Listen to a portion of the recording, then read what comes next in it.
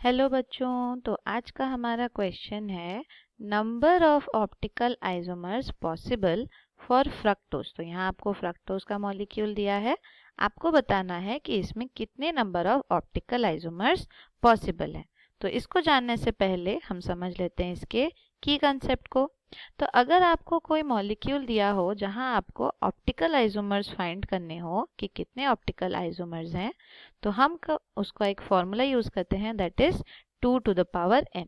तो number of optical isomers कितने होते हैं? 2 to the power n, where n is the number of chiral centre.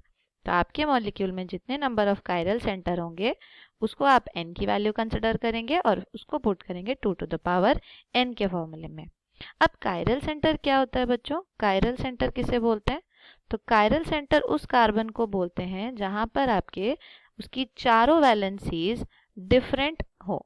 यानी हमें पता है कार्बन की 4 वैलेंसीज हैं और चारों तरफ आपके डिफरेंट फंक्शनल ग्रुप्स या डिफरेंट कार्बन चेन्स लगी हो। तो अगर आप फ्रक्टोज का मॉलिक्यूल देखते हैं, फ्रक्टोज के मॉलिक्यूल में हमारे पास क्या है? First we have a CH2OH, फिर कीटोन, फिर CHOH यानी आपका एक सेकेंडरी अल्कोहल, एक और CHOH, उसके बाद एक और CHOH और लास्ट में भी CH2OH यानी प्राइमरी अल्कोहल, राइट। ये है आपका फ्रक्टोज मॉलिक्यूल।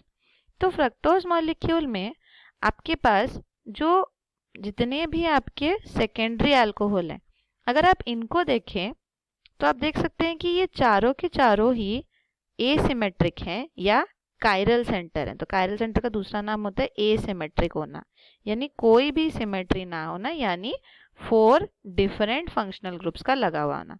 तो अगर आप देखोगे कि एक तरफ तो यहाँ इसका कीटोन ग्रुप है, दूसरे तरफ में एक CHOH है, राइट। तो इसीलिए ये फर्स्ट कार्बन आपका डिफरेंट हो गया। सेकंड कार्बन को अगर आप ध्यान से देखेंगे तो एक तरफ CHOH है जिसके साथ एक कीटोन लगा है, दूसरे तरफ एक CHOH है जिसके साथ आपका CH2OH लगा है।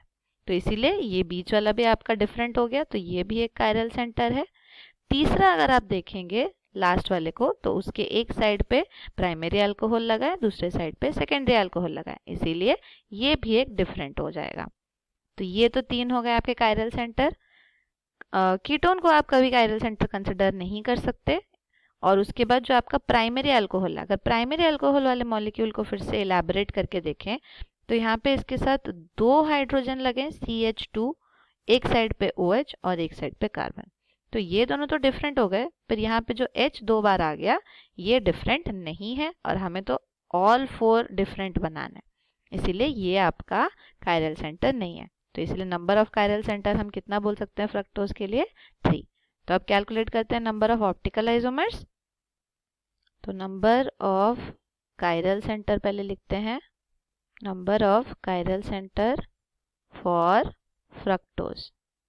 फ्रक्टोज तो कितने थे? 3। Therefore number of optical isomers, तो कितने ऑप्टिकल आइसोमर्स होंगे इसमें? 2 to the power 3, that is equals to 8। तो हमारा आंसर इधर पे कितना हो जाएगा? 8। So number of optical isomers in fructose is 8. Hope you understood it well. Thank you.